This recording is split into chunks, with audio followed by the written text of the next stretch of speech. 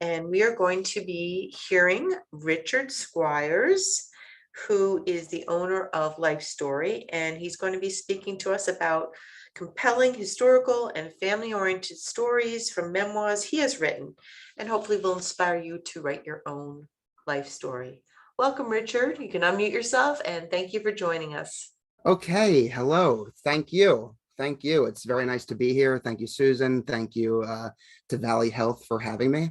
And just a real quick, so you can see my screen, right? And you can see me as well. Yes. Quick. Good. Here's the quick, just to get us in the mood, do a little sound bite. A song many of us know, In the Mood, Glenn Miller. And that's just getting us into it. So again, thank you for having me. I'm really happy to be here. I'm excited to tell you about what I do and share some of the great stories that my clients have shared with me. That it's been an honor for me to learn about. So my name is Richard Squires. My company is LifeStory. I'm a writer. I'm a storyteller. I'm a writing instructor. I used to be a writing professor, and I'm the founder of LifeStory Memoir, in which I write people's memoirs in their own words that creates a legacy that families cherish for generations to come. And so at LifeStory, I write your memoir for you and for your loved ones. And here are a few memoirs, a couple examples of memoirs that I've written for my clients and their families. The reason I do it is because of how truly I believe in the power of story and in the benefits that come from sharing our stories with our families. Here are the stories that these ladies and gentlemen have been telling their families, their children and their grandchildren for years. They've been talking about the stories over the dinner table for decades. They've been talking about it during the long car rides to activities. And now their stories have been told, and they're in these books, and they can never be forgotten. The benefits of sharing your story are many. And I want to share just a few of them with you. So in my experience, I've learned there's value in understanding your family narrative across the generations. It's like our family, it's like we make up an intergenerational self, ourselves, our children, our grandchildren, and going in the opposite direction, going back to generations before we were even alive. But we're this intergenerational self, this story that continues, and understanding where we come from helps us understand who we are and how we fit into a narrative that's larger than us alone. So here's a couple of the benefits that, telling your story, you're creating a permanent historical record about your life. It's an opportunity to pass your wisdom and your values on to the future generations. Doing the activity of telling your story, it furthers personal growth and it promotes self-discovery. All the time when I'm interviewing my clients, just through the conversations and the questions that I ask, they think of things they haven't thought about in years. They come in planning to tell certain stories, but then they just remember things that they otherwise wouldn't have remembered. And very often we're able to make useful connections. It's a great opportunity to review your accomplishments and milestones, to remember your life's joys and challenges, and to discover a bigger picture of your life and place in the world. Kind of going back again to the intergenerational self. I came across a quote not too long ago in some of my research, and it really stuck with me, and I grabbed it because I think it's fantastic. It's from this psychologist from Emory University, and he wrote, "The single most important thing that you can do for your family may be the simplest of all. Develop a strong family narrative. The more children knew about their family's history, the stronger their sense of control over their lives, and the higher their self-esteem, and the more successfully they believe their families functioned. The do you know scale turned out to be the best single predictor of children's emotional health and happiness." I believe it. I've met so many people who've had the idea that they would love to tell their story for their family to have. And a lot of the people that I've met have started their own writing, which I applaud because I know that it's not easy. And I've also learned that many people prefer to speak their own stories rather than write them. And for example, my grandfather wanted to tell me his story. And so I want to share a short story with you about how I got into memoir writing in the first place before I share some examples of my clients. But it all came down to a light bulb moment. The story behind Life's Story. Who is this cute, adorable little boy? This is Ben in the 1920s on the Upper West Side of New York, where he grew up. This is my grandfather. My grandpa Ben was born July 23rd, 1922. His parents, um, his parents grew up in the United States, but when they were very little, 2 years old, his father came over to the United States by boat out of Port Hamburg, Germany. And I learned from my grandfather that before that, my family was from the Ukraine, which was really interesting to learn. So I grew up with a very close-knit family. My grandfather, he was always telling stories. He loved to share stories. My whole family told stories, but there was one story that really stood out that my grandfather told that really captured my attention. And I thought about it a lot. So when my grandpa was 18 years old, he enlisted in the US Army Air Force to fight in World War II, and he became a pilot. This picture here on the left, that's my grandfather on the right with the aviator sunglasses, looking very, very handsome and cool. And this is one of my all-time favorite pictures. I think there's so much character to it. And here he is, a young man. He's like 20, 21 years old, being decorated and, on the airbase. I love this picture. And the picture next to it, that's a P-38 fighter plane. My grandfather, he flew B-15s and P-38s. And they always gave their names. They always gave their airplanes a name. Every plane had its own unique name. And this one was called the Sad Sack. And I suppose there was a story behind it. I don't know what the story is. Maybe it took a few shots.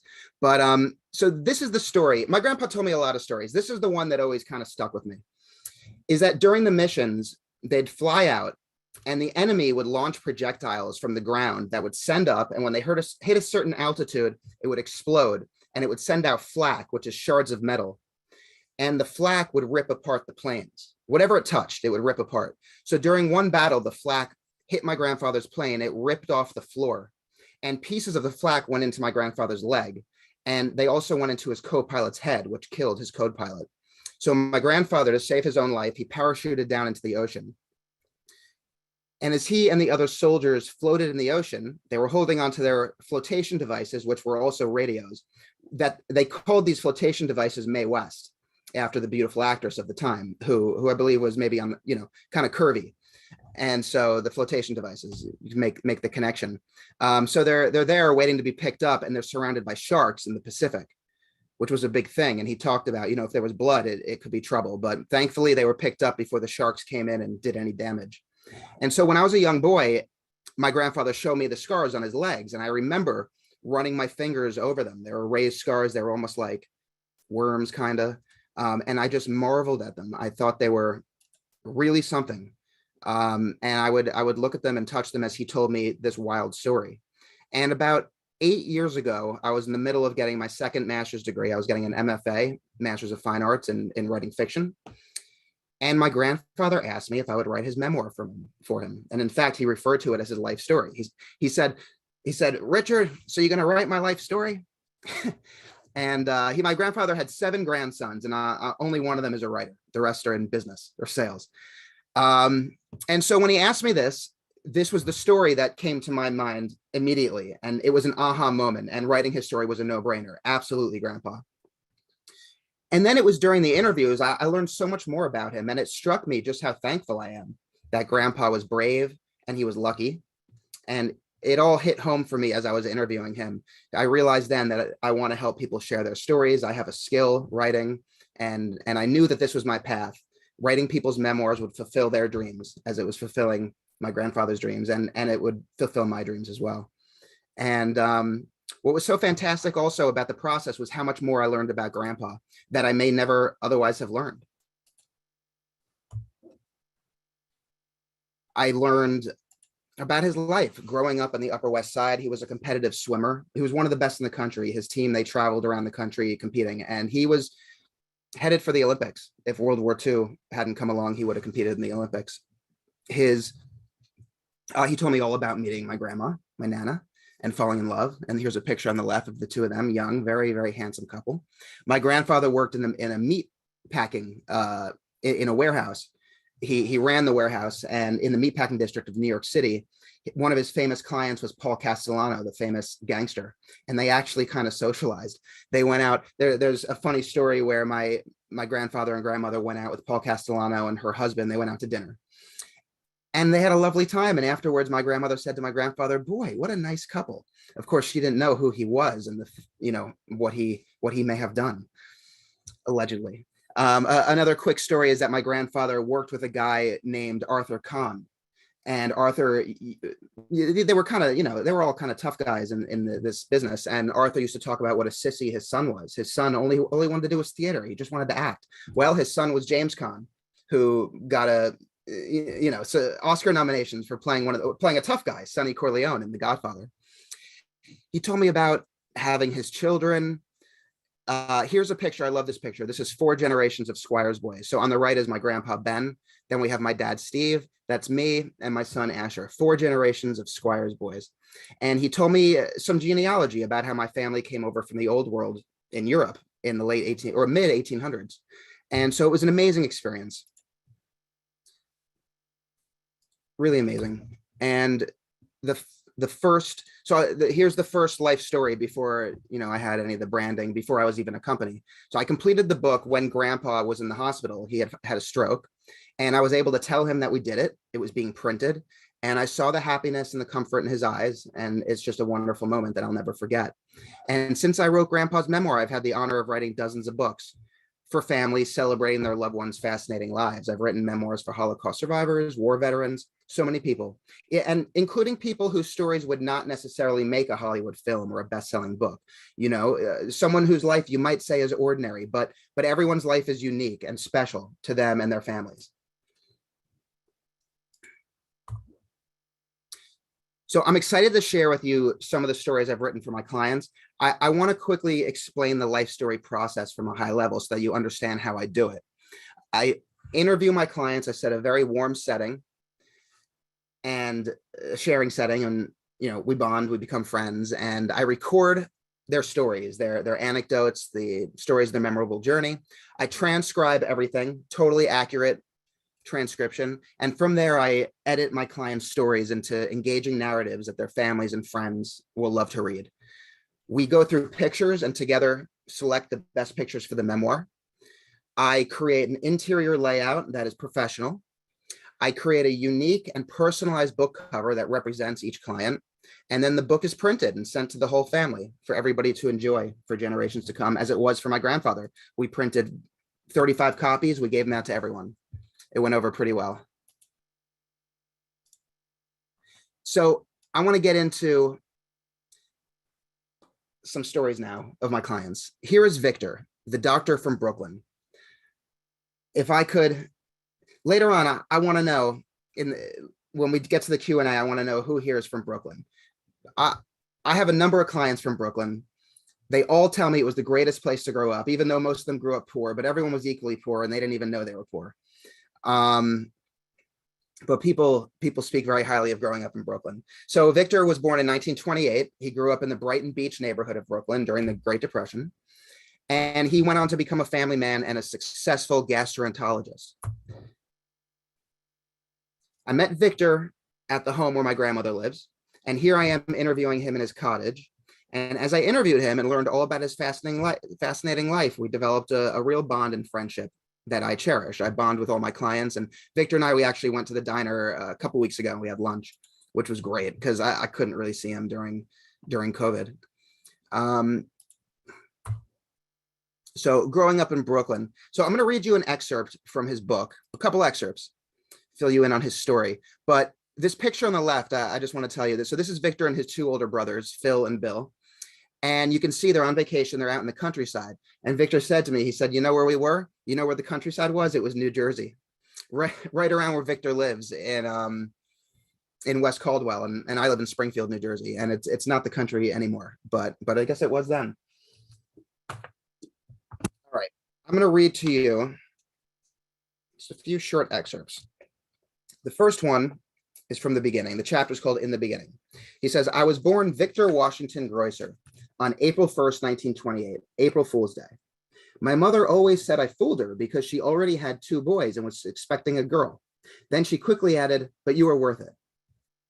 She chose my middle name of Washington because she was patriotic. My oldest brother, Phil, who was 10 years older than me, was named Fillmore Lincoln Greusser. So you can see the patriotism in his name as well. My middle brother, Bill, who was 5 years older than me, was named William Boris Greusser, a Russian middle name chosen by my father to honor his father. But my mother had it changed. Russians were being given a hard time in those days. All right, now I'm going to move to a chapter that is called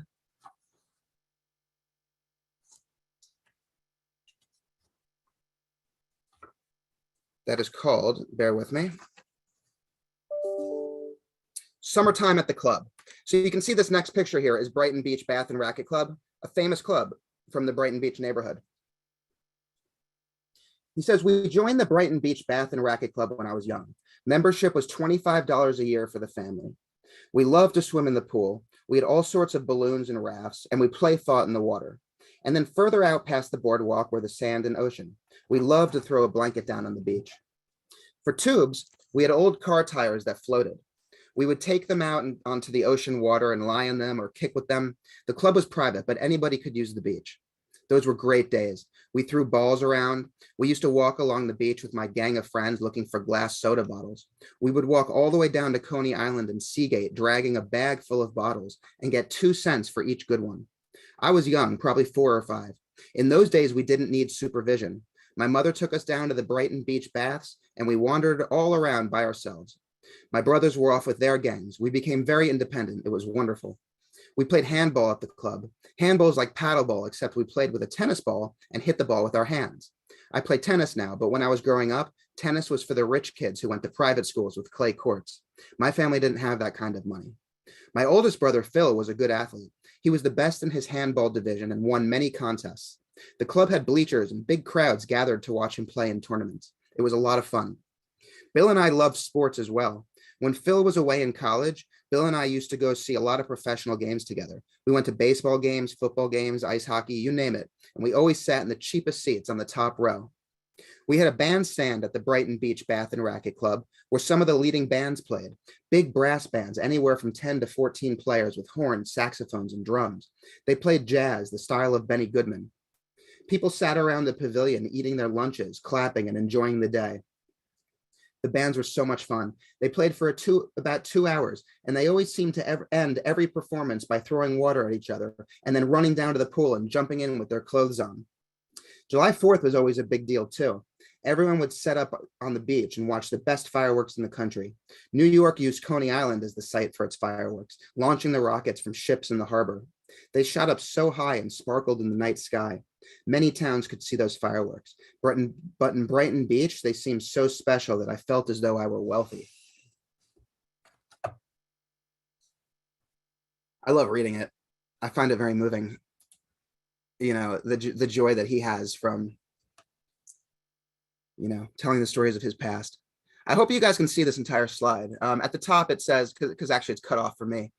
It says the Leavenworth Penitentiary Officers Club. So Victor went to medical school. He actually graduated valedictorian in his high school, and he went to medical school. And afterwards, he enlisted in the United States Public Health Service for his 2 years serving his country. He had to serve for 2 years, so he picked the health service. And he was assigned as a doctor in the federal penitentiary system. So Victor went to prison, serving his time in Kansas at Leavenworth Penitentiary. He actually started at the federal penitentiary, and then they transferred him, and he loved it. He loved every minute of it. It was a great opportunity for him to get experience, you know, helping patients who were prison inmates. But he said they were all lovely. They appreciated him. And so this picture on the left is Victor enjoying the Officers Club. He said it was really great. It was like a country club. He played golf on his days off. And here he is standing in front of his house in his uniform. It's the house that he and his wife, Carolyn, lived in. And during Victor's time at Leavenworth, he had one very famous patient. Do you know who this is? Okay, let me jump to the excerpt that I'm going to read you. So this is Machine Gun Kelly. And here is the excerpt from the chapter called Machine Gun Kelly. George Kelly Barnes had been sentenced to life and sent to Alcatraz. Every big convict in those days, criminals of the most heinous crimes, was sent either to Alcatraz or Leavenworth. But Alcatraz was worse than Leavenworth. We had 2,500 prisoners in Leavenworth. Alcatraz had only 250, so it was more exclusive and lonely. It's on an island and was a tougher grind. The Justice Department had sent Machine Gun Kelly to Alcatraz in 1933. Anybody who served 10 years at Alcatraz as a good prisoner, who didn't cause trouble, was allowed to be transferred. Some prisoners were transferred to lesser prisons than Leavenworth, but a big name like Machine Gun Kelly was transferred to Leavenworth. I remember when he and some other prisoners arrived from Alcatraz. One of the corpsmen, a medical aide, came over to me and said, "Hey, Doc, we got Machine Gun Kelly online to see you. You might want to go faster with most of the prisoners and leave time for the end so you can get to know him." So that's what I did. I went through the prisoners I had to see, and then I saw Kelly last. He was a celebrity at that time, public enemy #1, the subject of movies and books, but I found him to be gentle. I asked him how he was doing. "I got some chest pain," he said. His record showed he'd had angina and other cardiac symptoms for a number of years, arteriosclerotic heart disease.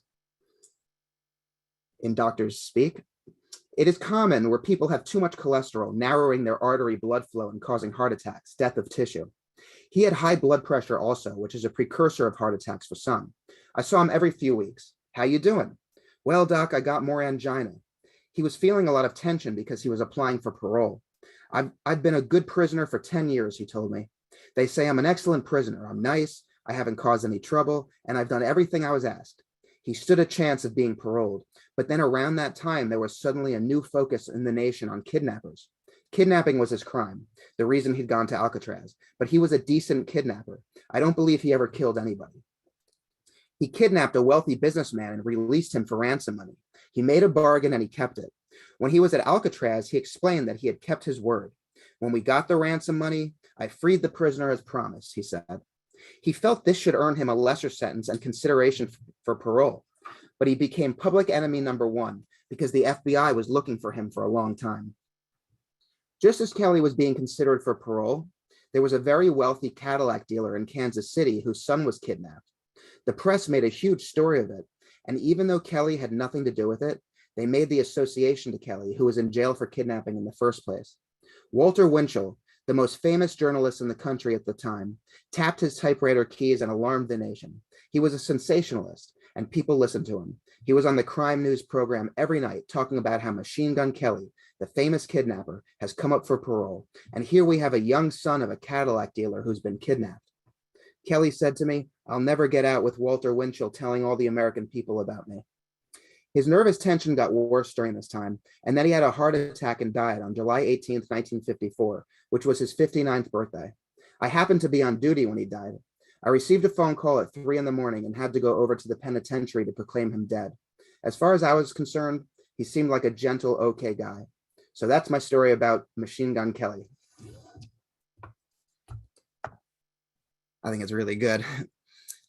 So elsewhere in this chapter, Victor talks about how it was Kelly's wife, actually, Catherine Kelly, who was the ambitious one, and that she was the one who was more responsible of the two for getting themselves in trouble. So again, Kelly was kind of a simple, gentle guy, and his wife was ambitious. So as I was writing Victor's book, I listen to a lot of music. I love music.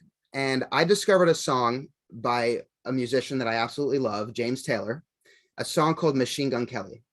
And the song corroborates what Kelly told Victor. And now I'm going to perform that song for you. What I'm actually going to do is I'm going to stop sharing so that you guys can see me better.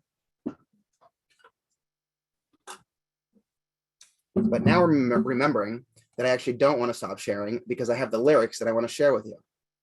So let me bring those up real quick. Now, feel free to sing along. And here we go. James Taylor's Machine Gun Kelly, performed by Richard Squires from LifeStory. Let me make sure I'm in tune real quick.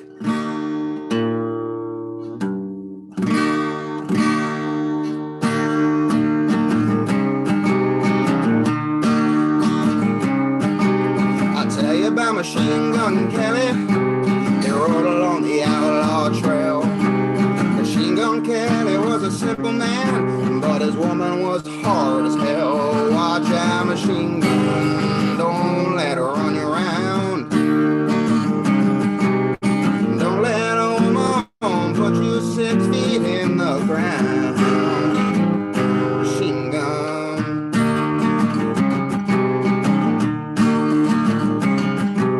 I'll tell you about Catherine Kelly, tired of being such small time now. Figured that kidnap a rich man's son, make it in the world a crime. Watch out, machine gun, don't let her run you around. Don't let a woman put you 6 feet in the ground. Machine gun.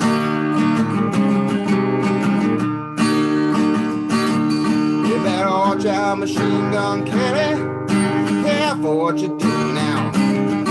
If you keep on listening, you'll hold a lady in the town. What'll happen to you now? Machine gun.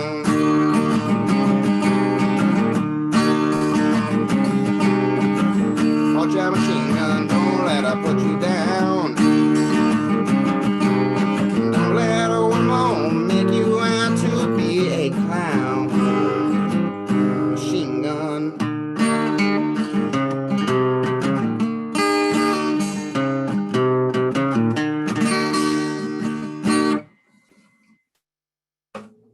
There you have it. That was great. Thank you. I think it's a great tune. I love it. It's got that kind of Kansas twang to it. So, okay, we are moving into another. Oh, this is Victor in action here. He became a successful doctor, and he was actually innovative. And this is a laser light instrument that he started to use to put into people. It helped him avoid surgery. So they didn't have to cut. They could kind of go in different ways and with the light and the laser. Really interesting. So this is another client who she's an amazing woman. Her name is Estelle. Her book is called Young in Heart and Mind. She's about probably 94, 95 now. And boy, is she sharp. She's amazing. She lives half the year in Florida, half the year in New Jersey. And we became buddies. She was born November 28th, 1928. She is a formidable firecracker of a woman, the kind of person who walks into the room and lightens it up with her beauty, her wit, her kindness, and her can-do attitude. And I'm going to read you an excerpt now. So she talked about, I always love learning about my clients' ancestry. As far back as we can go, the better. Okay, so she talks about her parents. This is her talking about her mother. It's called My Mother's History, is the chapter. My mother, Fanny, was raised in Warsaw, Poland. We used to celebrate her birthday on August 15th because that was her best guess. She was one of about 8 children, give or take. And in Europe in those days, they didn't really keep track of their birthdays. She and her identical twin sister, my Aunt Gussie, weren't the oldest or the youngest, but somewhere in the middle. Nobody could really tell them apart. They were both very pretty. They loved each other and were always together. I didn't know much about my mother's parents back in those days. I feel bad that I didn't ask more questions about what life was like. I always imagined Fiddler on the Roof, that my mother's family lived in some small, remote Jewish village, and all the girls were to be married off, that sort of thing. But years ago, my oldest son, Dana, was dating a girl from Poland. They traveled there together. She showed him around, and they visited where my mother grew up. Dana said it was a revelation to him that it was nothing like a shtetl. Instead, my mother's family lived in a nice apartment building in a beautiful part of the city. This was a revelation to me as well. Okay, now I'm going to read from the chapter called My Father's History. My father, Jacob, was born in Brooklyn, New York. His birthday was March 16th, but I have no idea what year he was born, and I'm not certain what year my mother was born. I just know they were born a long time ago. My father's parents also came from Eastern Europe, probably from Poland or Russia. The borders used to change, so you never know for sure where people are from because it depends on which years you're talking about. My grandmother, whose name was Huja, developed a very close, I'm not going to read that paragraph. I'm skipping ahead. My father's family knew that my mother's family was coming from Warsaw over to Brooklyn. I think they may have been second cousins, so I've always jokingly attributed my nuttiness to intermarriage. But it turned out well. My father's father kept telling him, the twins are coming, the twins are coming. There was an understanding that my father could pick whichever twin he wanted, but they looked so much alike that he mistook one for the other. And then my mother's sister became really jealous, so much so that she married the first guy who came along. You can see Estelle's a firecracker. And even more so. So this is a chapter I called Misbehaving because she was mischievous. Okay, Misbehaving. And there she is in Brooklyn. I was a precocious and independent little girl, always looking for excitement and adventure. And I was a tomboy.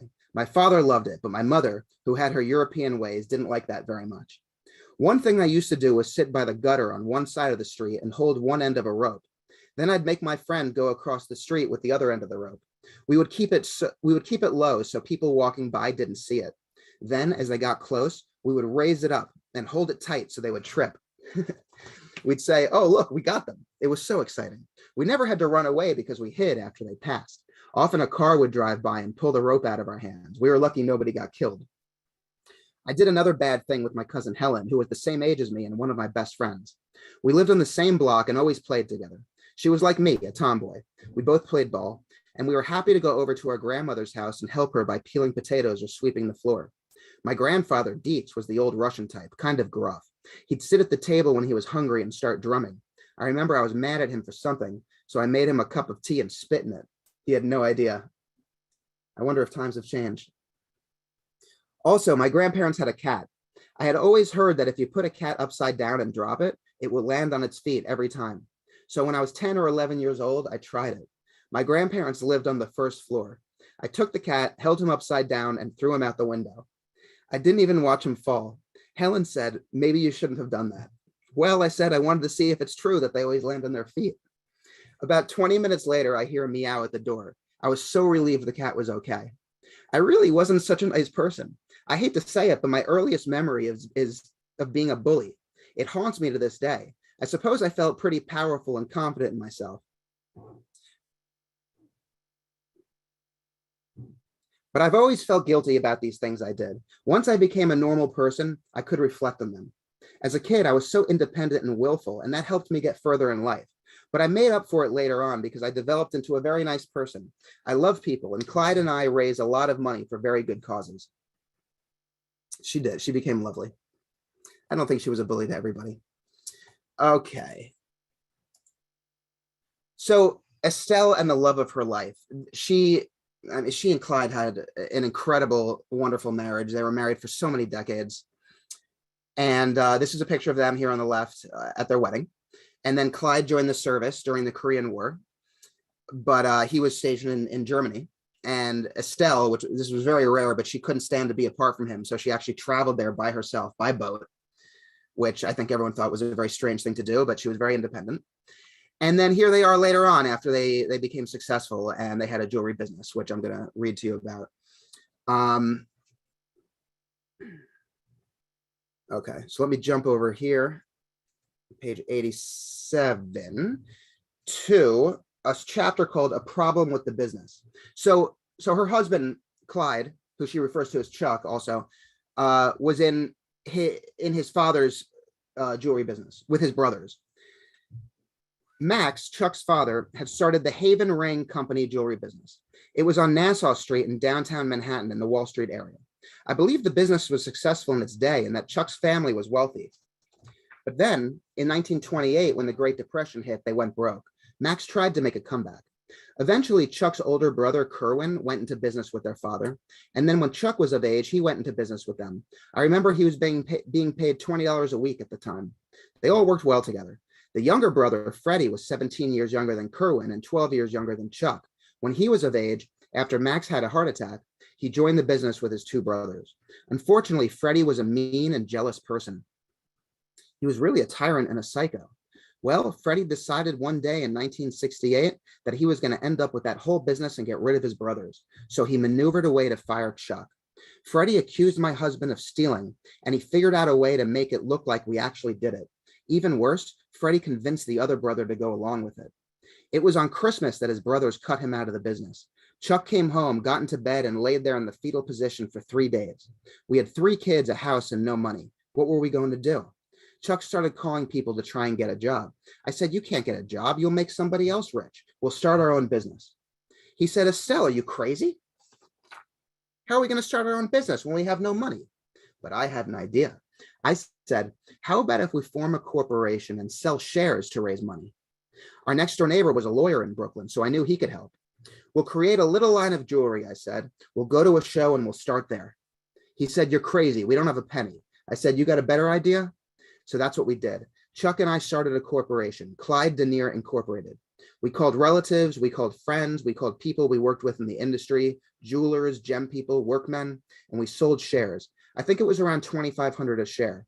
This was an opportunity for people to come in at the ground level and make some money. The shares we sold at the time weren't worth anything, but people trusted us and they gave us money. I don't remember exactly what we raised, but it was in the ballpark of 25 or 50K. Chuck's brothers fired him on Christmas of 1968, and we went to our first show that February of 1969 down in Texas. Chuck had a very good eye. He was designing his own jewelry from the beginning. We worked day and night to design a jewelry line and manufacture it. He went to the people he had dealt with when he was with the brothers, and they knew he was a good guy. They also knew it was Freddie, who was no good. Then we went to the show in Texas, showed our merchandise, met the different jewelers, the diamond and colored stone dealers, everybody. This was certainly a nervous time, but Chuck had a great personality. He could talk you into anything. He talked me into 3 kids. We landed some orders at the show, and that's how our good life started. When we came back home, we rented a small space and started processing the orders, and we grew and grew. Still, it took years before we were really successful. Estelle's amazing. Oh, didn't want to go there yet. Oh, hold on.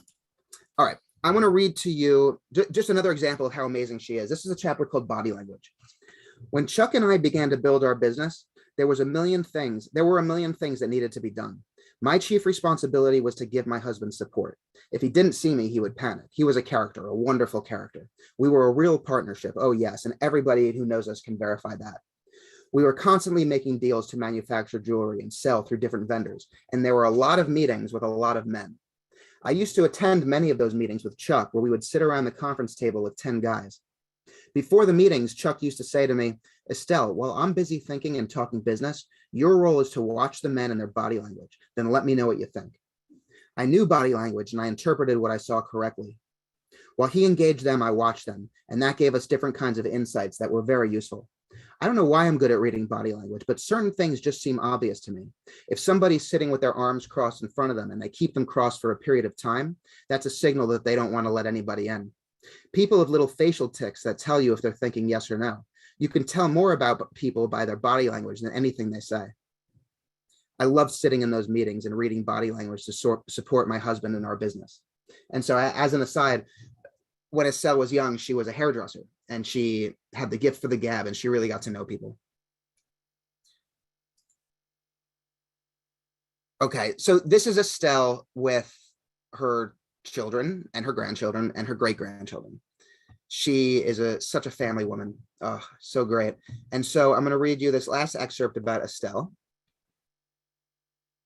from a chapter called Working Together. Our business has become more and more successful as time has gone on. It started with Chuck's father, then his brother joined, and then it was Chuck and me, which was a different generation, followed by my children, and now my grandchildren. The kids are younger than we were. It has been interesting watching the progression through the generations. That's a real family business, and it keeps getting better. It's virtually unheard of to have 3 generations working and living together at the same time, and we've never had drama where this one was not talking to that one. That is rare amongst the tribe. Certainly is, and I'm sure a lot of us know that firsthand. Okay, good. Everyone's still Yep. still there? People saying how interesting this is. This is wonderful. Oh, good. I'm so glad. Great. All right, so I'm going to tell you. So this is really interesting. This next one. All right, so this is a book I wrote. I call this a love story because it's about a couple. It's about Larry and Mallory. And I've done a number of love stories. I love it. Where I always interview each of them separately first to learn about their childhoods. And I'm always curious what made one person into the person that the other person fell in love with, and vice versa. You know, there's a whole story. Two people fall in love, they get married, but that's not the beginning of the story, because their youth and the values and how they develop their personalities is just an important part of the story. And then I interview them together, and it becomes a little bit like a dialogue where they speak back and forth, almost like a play. And what's also interesting, this is called Adventures Abroad, 15 years in the Foreign Service, 1965 to 1980. So what's interesting is they didn't want to speak about their whole lives. Very often people want to go from the beginning up to the present, but that's not what they wanted to do. I got them to talk about their childhoods a little bit, but they stopped in 1980 because they wanted to talk about their 15 years in the Foreign Service. They very interesting, their lives. They lived in 5 different assignments. They had 5 different assignments. So they lived in Guadalajara, Mexico first. Then they lived in Tripoli, Libya, which we're going to read about. They lived in Madras and Calcutta, India. Those are 2 different assignments. And they lived in Bangkok, Thailand. And while they were doing it, they raised 3 children. So they raised these 3 children who went to American schools or international schools and who grew up abroad. What an interesting childhood to have. So I'm going to tell you about their time in Tripoli, Libya. They were there in 1969. On the left, this is Larry's Foreign Service ID. You can see him, he's a young man there.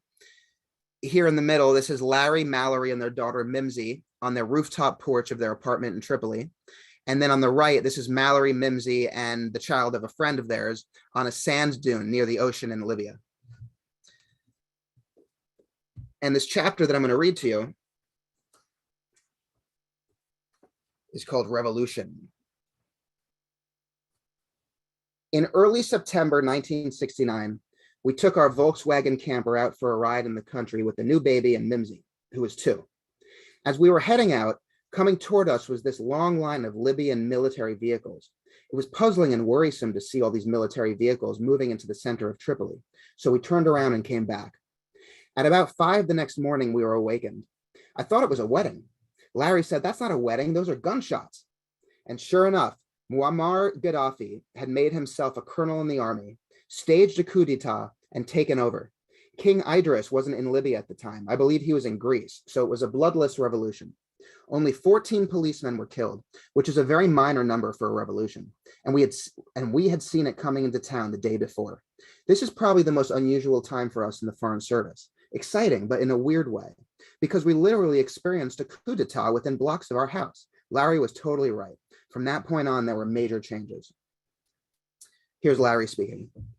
One way they clamped down on the city was that they posted a soldier on every corner of the street. The soldiers had guns and everyone was under house arrest. We were not allowed to leave. So I went out to the roof where we had a very nice rooftop garden. Up there, I could see shots going up all over the city. They were shooting into the air to scare people and keep them inside. And it worked. Mallory. I was not in favor of Larry going up on the roof at all. I was afraid he'd be shot because the soldiers were these young-looking kids, 15 or 16-year-olds, shooting their guns into the sky. Who knows what could happen? So Larry went up there and leaned over the railing. I guess it was a solid wall, so he was somewhat protected. Regardless, he was sticking his head over to see what was happening. Larry says, "I enjoyed doing that. It was exciting." And then Mallory says, Larry went to the embassy in the morning. There were police and militia in the streets. And then Larry says, I was within walking distance of the embassy and I had a pass. There was a system of handwritten security and diplomatic passes with scribbled signatures, and I really had to use them. If you showed that piece of paper to one of the soldiers, they would let you go through. At first, though, I wasn't sure that when I showed them the pass, they would let me go. I couldn't read Arabic, so I hoped I didn't show them the wrong piece of paper. I just had to walk out there. I showed my pass to a soldier on every corner. One thing that always stuck in my mind were our good friends, John and Mimi. When I got to the embassy the next day, John was saying, wow, we're finally in the 60s. The young among us are going to take control. This is the first sign throughout the globe that the young people are going to take over. It was a pretty foolish statement, but it did catch the spirit of the times. He was joking, but in some ways he was expressing his deeper hope that the youth with views and better ways of doing things would finally get more of a voice. John was saying it was the young people we could trust, because you can't trust anyone over 30. And that included our foreign service superiors. The young people were highly skeptical of our political leaders. So John jumped up and said, we're finally seeing the takeover by the younger generation. This will cut across all the countries in the world. All right, Mallory says, we really didn't know about Gaddafi in the beginning. He was the age of the young people at the time, pretty much exactly my age. He was born June 7th, 1942, so he was only a few months older than me. He wasn't necessarily bad in the beginning. It was later that he showed his colors. He continued to pretend he was not a dictator. Libya had been a constitutional monarchy, and the people had been free, but they were very poor, mostly nomads living in the desert. Gaddafi was a bad guy, dreadful. He was a dictator there for 40 years until 2011.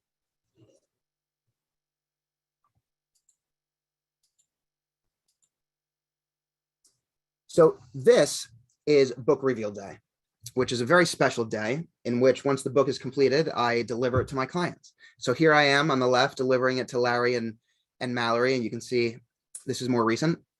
And what I also did was I created a DVD for them, or a DVD video, which is something else that I offer. So I brought a videographer in to record a day of the interviews, and then I edited it with some still photos, and it was really nice. So I delivered that to them also. And now, speaking of Tripoli,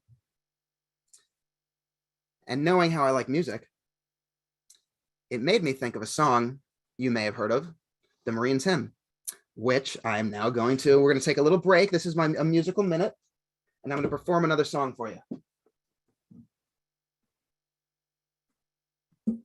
Grabbing my guitar. I'm sure some of you know this song. Pretty well known, the Marines Hymn.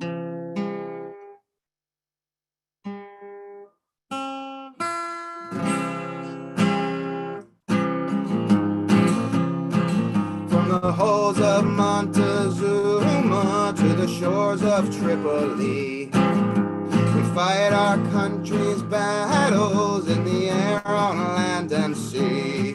First to fight for right and freedom, and to keep our honor clean. We are proud to claim the title of United States Marines. Here's health to you and to our corps, which we are proud to serve. In many a strife we fought for life and never lost our nerve. If the Army and the Navy ever look on heaven's scenes, they will find the streets are guarded by United States Marines. If the Army and the Navy ever look on heaven's scenes, they will find the streets are guarded by United States Marines.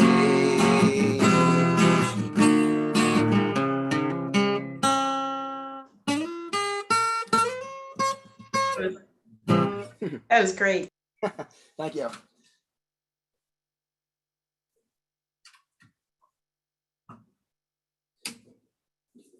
And that was music minute number 2. Okay, good. So now I want to tell you about someone else. My client, Stephen. This is the most recent book that came out of a life story memoir. I'm very proud of it. It's also the biggest one I've done. And it's called Building a Life, because it refers to the fact that Stephen was a construction manager in New York City. And he built some of the city's greatest buildings. He was there for the original building of the Pan Am building, which is over the Grand Central train station. And, years ago it became the MetLife building. And his favorite building that he built was Carnegie Hall Tower, which is next to Carnegie Hall, and was designed by a world-class architect whose name is now escaping me, but it's gorgeous. It used like 10 different colored bricks, 10 different colored mortars, and it's a very subtle thing.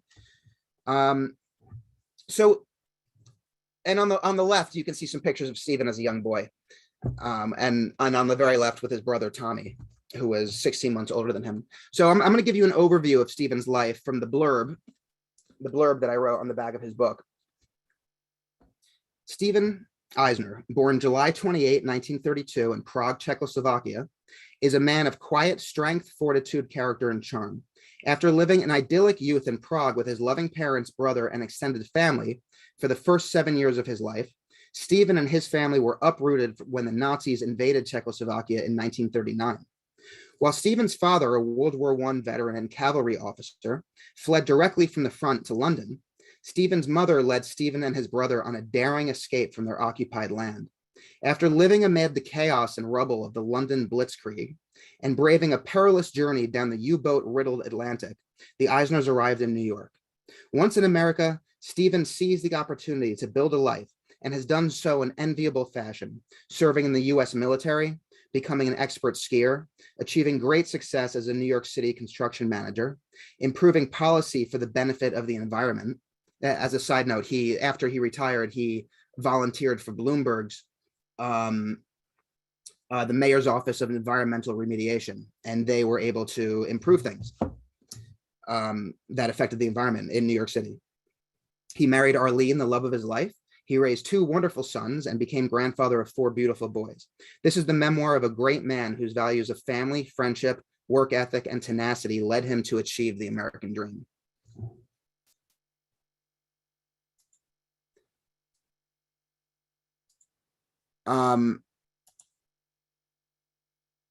Okay, so in addition to doing Stephen's book, as I did with Mallory and Larry, I created a DVD video, which I guess people don't actually watch DVDs so much anymore. So we put it on a streaming service, YouTube. You can see it on YouTube, and I also put it on this nice flash drive that the client is mailing out to people in his family. So I want to show you a quick clip. I wanted to say, so yeah, during the interview sessions, a videographer came in, and then I edited the movie with not only still photos, but home movies, very old ones from 16 millimeter film that were taken in the 1930s in Prague. And so I wanted to share with you a quick clip. Can we see this screen that just came up? Yes, you can. Yeah. All right, good. All right, so I'm going to show you about a minute and a half.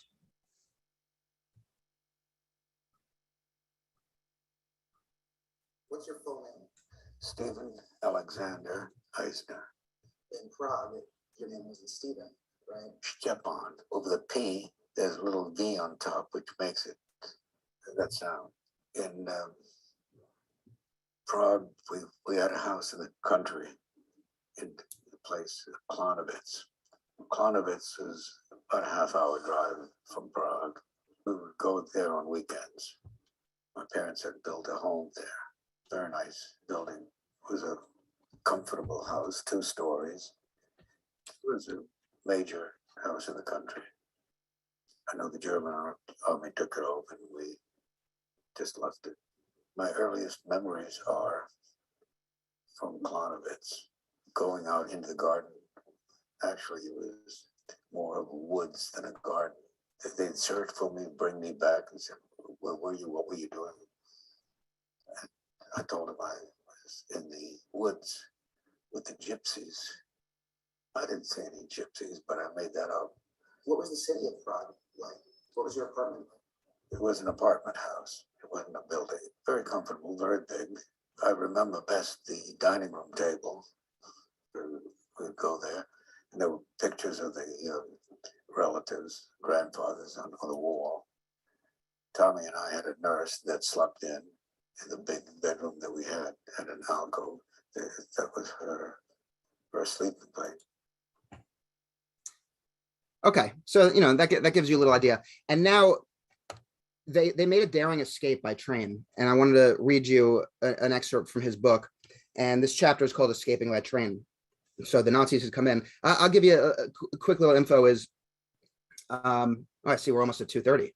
All right, I'm just going to read this from the United States. Richard, that's okay. We have time. Oh, we do. Okay. All right. So I mean, some of his earliest memories are, his grandfather had a jewelry store on the 2nd floor of a building in the main square, which he calls like the Times Square of Prague. I cannot pronounce what it's called, something like Namaste. And they gathered up at the store, and they watched as the Czech army marched out towards the front. And his father and his 2 uncles, who had been in World War I in the cavalry, were considered on reserve, and they were called in. So his father and uncles are down there on the horses. They march out. It takes them 2 hours to march out of the city, and they watched it happen. A couple days later, 2 weeks later, they watched from the same place. They watched the Nazis march in. much bigger army. Took them the entire day to march in. So, I mean, that is pretty intense. But the Czech army decided they weren't going to fight. They didn't want to get slaughtered at the border. So they just stood down, and the Jewish officers were told they were allowed to leave. So Stephen's father just left immediately, got on the train and went to England, where he had done business previously. So so now Stephen and his mother and Stephen's brother, they wanted to meet up with the father. So he writes, from the United States, Uncle Paul, in addition to helping Uncle Carol obtain travel papers, secured a business visa for my mother to go to London. Her trip was ostensibly for business, as she worked with my father in the Eisner department store, and the store regularly did business in London, where my father bought materials. It helped that my mother wasn't Jewish. It also helped that this was before September 3rd, 1939, when England, along with France, Australia, and New Zealand, entered the war. A couple of weeks after my father went to England, before Uncle Carol, Martha, Joan, and Doris could flee Czechoslovakia, my mother packed up a few things, and she, Tommy, and I boarded a train. However, the visa my mother held was only for her, Mitzi Eisner Kratzig, and did not include Tommy or me. We were boys with a Jewish dad, therefore in danger of being sent to a concentration camp. So my mother had to figure some way to smuggle us out of the country with her. I remember we were sitting in the dining car. The Gestapo was coming through the train, checking everyone's visas. My mother spoke with a waiter, and then the waiter said to Tommy and me, "Would you come back to the kitchen and help us?" Mother told us to go and do whatever he said. So we followed him from the dining car to the kitchen and pantry car, sat down with another cook or staff member, and were given potatoes to peel, which kept us busy for a while. I remember the cooks and other staff coming in periodically to keep us company and make sure we didn't try to walk back to our mother. When the Gestapo came through the train and asked my mother for her visa, he looked at it and didn't question it. Mitzi Eisner Kratzig, Christian. A while later, it seemed several hours, the waiter retrieved us from the kitchen car and took us back to our mother in the dining car. What had happened is that my mom had bribed the waiter to hide Tommy and me. The train was our only way out of Prague. She had to hope she would meet a waiter who was nice enough to do it, and had probably given him a lot of money, enough for the other staff who participated too. I was in second grade at the time, and I remember that day well. The train, the dining car, the kitchen car, though Tommy and I weren't aware of what was happening or why. The whole ordeal must have been agonizing for our mother. If the Gestapo had found us, they would have taken us off the train, especially since we were not in the visa. We would have been lost, perhaps sent to Auschwitz, but she was a very cool and composed individual. Years later, I learned that at one of the stops, while Tommy and I were peeling potatoes, the kitchen car had been uncoupled from the train and dragged over to some other part of the railroad stop for an hour or two, probably to load in food and supplies. I can only imagine what was going through my mother's mind when she saw the kitchen car with her boys in it rolling away. I don't think she would have bribed us into the kitchen if she had known the car would be uncoupled, that we might never see each other again. She never told us this story, but I remember the adults talking about it at the dinner table when we lived in England. Thinking back on what my mother must have gone through during that terrible period, she was so brave and incredible. No parent should have to experience that kind of fear for their children's safety. But we eventually rejoined her in the dining car, and we rode the train through Holland to the English Channel, where we took a boat across to Southampton. We hadn't seen my father for a couple of months, not since he'd ridden with the cavalry out of Vaclavské Namaste in Prague. So we were elated to reunite with him where he met us at the port. We'd succeeded in escaping Czechoslovakia, avoided a fate that befell so many other victims of the Holocaust, but now we had to pass through customs. That is why my father had a lawyer with him.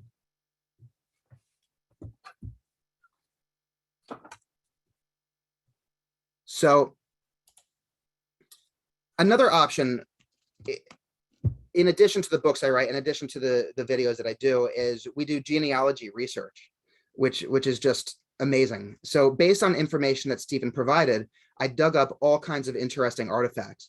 For example, this boat here, this is the Andalusia Star, a steamship and blockade runner that Stephen and his family took from England through the U-boat riddled waters down to Argentina on their way to New York. Through research, I found the ship's manifest of their voyage. And Stephen had learned that the ship was sunk by a U-boat shortly after their trip. I'd like to see if I can, I guess I can't really zoom in, but in the left-hand corner, you can see the manifest here. Here's the father, Robert Eisner. It has their address in Wessex Gardens, London. They're going to Montevideo in Argentina. His career occupation is merchant. and his age is 42. And they're from originally a citizen of Czechoslovakia. And then Stephen's mother, Marie, they add the ova, really interesting. Eisner, they added ova, which is like a Slavic or Russian suffix to the name to signify that she's female. All the same, she has no occupation. She's 40. And then here's Tommy, Stephen's brother, age 9, and then Stephen's underneath him, but he got cut off. And then additional genealogical research led me to all kinds of documents of Stephen's ancestors, birth certificates, addresses, marriage registers, etc., going all the way back to the 1600s. And this is Stephen's grandfather's entry into the birth register from 12 of March, 1853. Heinrich Eisner. Now, another really interesting story. So Stephen and his family had escaped Prague for England and eventually come to the United States. But his father's parents, Heinrich and Hortense, after fleeing Europe, they ended up in Cuba, and they had a very hard time getting into the US. Their story was told in a famous biography about Eleanor Roosevelt. And here's an excerpt in which Stephen tells the story of how Eleanor Roosevelt saved his grandparents from never reuniting with their family.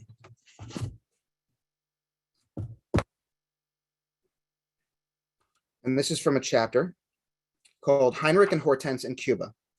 Heinrich and Hortense disembarked happily in Havana, Cuba, and went straight to the United States consulate, where they became greatly frustrated. Oh, all right. Also, stepping out from reading the book here, this is the manifest of the boat that they took from Europe to Cuba. And if you look closely, you can see here, it says Heinrich Eisner and Hortense Eisner from Czechoslovakia. And there was the book that's written about Eleanor Roosevelt is called A Woman of Quality, Eleanor Roosevelt, by Stella K. Hershan. And she interviewed their son, Stephen's father, Robert, who told her the story. And so this is included in the book. This is an interesting cover. There's this very unhappy looking kid here. I don't know if it's the best picture. Okay, so Hershan, the author, she wrote, their papers, the Eisners were told, were in order. But after Pearl Harbor, there were new regulations. As of July 1, 1941, a few days before Mr. and Mrs. Eisner's arrival in Cuba, in order to set up, quote, a sieve of screen excluding persons who might be sent into the United States in the guise of refugees, end quote, a new bill had been signed in Washington. It designated the Visa Division of the State Department as the sole agency authorized to issue visas. The papers of Mr. and Mrs. Eisner had to be sent to Washington for thorough investigation. How long will this take? Mrs. Eisner asked anxiously. The official shrugged. A week, perhaps. It could be several months, might even take a year. We just don't know. On hearing this news, the 90-year-old Mr. Eisner collapsed. Heinrich and Hortense rented a small room in a residential hotel. This is Stephen speaking now. My grandmother made weekly trips to the consulate, but the line for visas to the US was only growing, and the consulate wasn't issuing any. Months went by, and my grandparents were beside themselves. I suppose they couldn't prove that they wouldn't be a burden on this country. After being stuck in Cuba for months, my grandmother, who spoke no English, decided she had to take action. She composed a letter in Czech directly to Eleanor Roosevelt, explaining that she and her husband were elderly and only wanted to see their children and grandchildren. She explained they wouldn't be a burden here because they had successful relatives in New York and Michigan. She wrote how disappointed they were that they couldn't get a visa. Then she located a Czech-English dictionary and translated her message into English. Dear Mrs. Roosevelt, she wrote, as one grandmother to another, I am asking your help. Here we sit idle, a short distance away from our 6 grandchildren. Our days are numbered and every hour counts. My husband is 90 and I am 80 years old. What possible danger can we be to the United States? Why not let us spend our few remaining years with our family? Grandma Hortense addressed this letter simply. Eleanor Roosevelt, White House, Washington, D.C. Sure enough, Mrs. Roosevelt received the letter, passed it on to somebody, and said, get these people a visa to the United States right away. 5 days after my grandmother mailed the letter, she received a telegram from the United States Embassy in Havana that said, will you please call us for an appointment at this office? Approval of your entry has been received from the Department of State. It's a good story. Love it. Wonderful. Okay, this is the last thing I'm going to tell you about. So this is a bonus that went along with Stephen's, the whole process of doing his book. When I was interviewing him, we we discovered that his father, Robert, who was born in 1898, that's his picture in the middle, had been in the cavalry, in the Austrian cavalry during World War I. It came to light that he had written a book that was a collection of Yiddish humor. There was one typed copy. And so we found it. I digitized it. I added some design elements. I created a cover. We read it, added some images, and we printed it for the family. And it's really good fun. And this on the left here is the cover of that book. It's called Antique Anecdotes, Old Jewish Jokes, and Foreign Tongues Too for American Folks. And the picture on the right is their family. That's Robert on the right. You can see what a gregarious man he is. And Stephen just loved him. He was very humorous. Their mother, Marie, Stephen's brother, Tommy, who was in the Marines, U.S. Marines, and Stephen, who later joined the Army. And here's just a few jokes. I wanted to pick ones. Some of them are a little bit, maybe not appropriate, but here's two that are. So a few of Robert's jokes. And they're Yiddish style, So in the Russian tea room, the patron calls the waiter, "Hey, this borscht is not sour enough." "Pardon me, sir, this is not borscht, this is bouillon." "Ah, well, for a bouillon, it is plenty sour." And he also talked about how these are stripped down jokes. They're not decorated the way a comedian might build them up, but they're just the bare bones. "Hugo, you should not smoke that much. Smoking is bad for your health, and in the long run shortens your life. How old are you anyhow?" "80. There you are. If you did not chain smoke, you may be only 70 today." I was going to read to you a little bit from the introduction, but I don't think it's necessary. So in conclusion, I want to thank you all very much for your time today. I would like to thank Susan and Valley Health for having me. It's a pleasure talking with you all about the benefits and the joys and the wonderful surprises we experience when we share our stories and the stories of our families. The proof is in the pudding.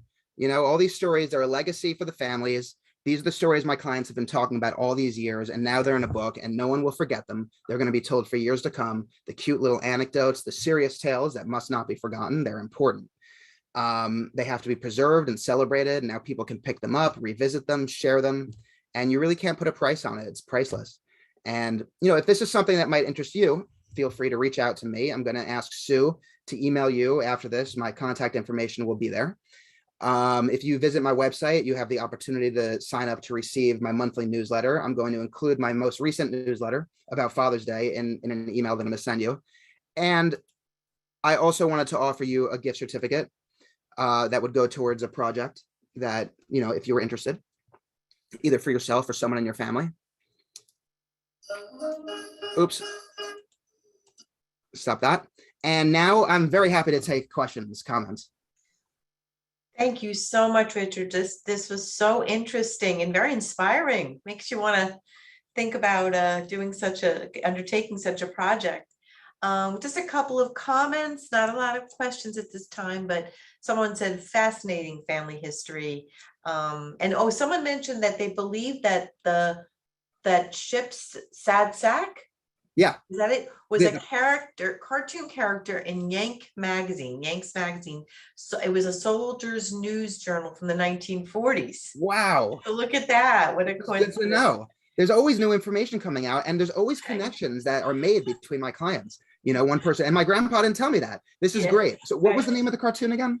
Okay, it's a cartoon character in Yank, YANK magazine. That's a soldier's news journal from the 1940s. Great.